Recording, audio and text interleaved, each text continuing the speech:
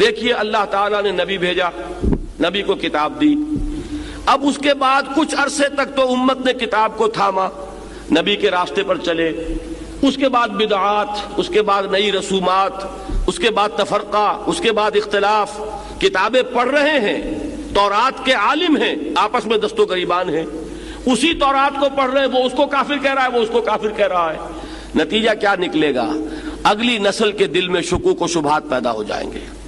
آج جو آپ اپنے معاشرے میں دیکھ رہے ہیں، علماء کا اختلاف، علماء آپس میں دست و گریبان، فلاں فلاں کے کفر کا فتویٰ دے رہا ہے، وہ اس کے کفر کا فتویٰ دے رہا ہے، اس کی نماز اس کے پیچھے نہیں ہو رہی، اس کی نماز اس کے پیچھے نہیں ہو رہی، اور غضب خدا کا یہ کہ دونوں حنفی، بریلوی بھی حنفی اور دیوبندی بھی حنفی، لیکن حنفی کے مابین اس طرح کا بیر، اس طرح کی دشمنی۔ لیکن یہ کہ دوسروں پر جو اثر ہوگا سو ہوگا، پہلا نقد اثر جو ہوتا ہے خود اپنی نوجوان نسل پر ہوتا ہے، وہ دین سے برگشتہ ہو جاتی ہے۔ دین میں اگر کچھ ہوتا تو ان کا رویہ یہ ہوتا، دین میں اگر کوئی خوبی ہوتی تو ان کا طرز عمل یہ ہوتا۔ یہ لوگ اپنی اپنی مسندوں کو سنبھال کر بیٹھے ہوئے ہیں، اس کے سوا انہیں دین سے کوئی غرض نہیں، کوئی دلچسپی نہیں۔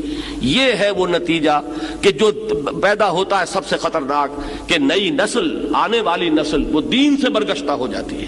وَإِنَّ الَّذِينَ أُورِثُوا الْكِتَابَ مِن بَعْدِهِمْ، اور وہ لوگ کہ جو ان کے بعد کتاب کے وارث بنائے گئے، لَفِي شَكٍّ مِّنْهُ مُرِيبٍ، وہ اس کتاب ہی کے بارے میں شک و شبہ میں مبتلا ہو گئے۔ اگر اس قرآن میں خیر تھا تو یہ کیا ہو رہا ہے جو ظاہر ہو رہا ہے؟ ہم نے تو قرآن نہیں پڑھا۔ دیکھیے میں بات وہ کر رہا ہوں جو صحیح بات آپ کے معاشرے میں ہے، کہ ایک شخص کہتا ہے میں نے تو قرآن نہیں پڑھا بھائی، میں تو اس لیے گمراہ ہوں۔ یہ تو قرآن کے پڑھے ہوئے ہیں، ان کو کیا ہوا ہے؟ ان کا کردار کیا ہے؟ ان کا طرز عمل کیا ہے؟ یہ قرآن کے حافظ، یہ قرآن کی ایک ایک جو ہے لفظ کے بارے میں بتا دیں گے کہ اس کا اعراب کیا ہے، اور ذرا زبر اور زیر کی غلطی ہو جائے تو پکڑ لیں گے۔ لیکن قرآن مجید نے ان کے کردار پر کیا اثر کیا ہے، ان کو جو آپس میں پھاڑا ہوا ہے، تو اس کے جو اصل جو بد اعتمادی پیدا ہوتی ہے خود اس قرآن کی طرف سے ہوتی ہے۔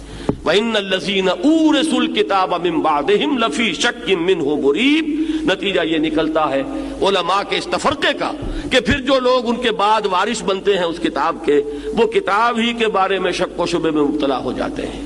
شک وہ کہ جو مریب کہتے ہیں، ریب کہتے ہیں، دل میں دغدغہ پیدا ہو جائے، خلجان پیدا ہو جائے، پتہ نہیں ہے کہ نہیں ہے، صحیح بھی ہے کہ نہیں ہے، یہ وہ ہے شک منہ مریب، ایک ایسے شک میں مبتلا ہو گئے کہ جس نے ان کے دلوں کے اندر خلجان پیدا کر دیا۔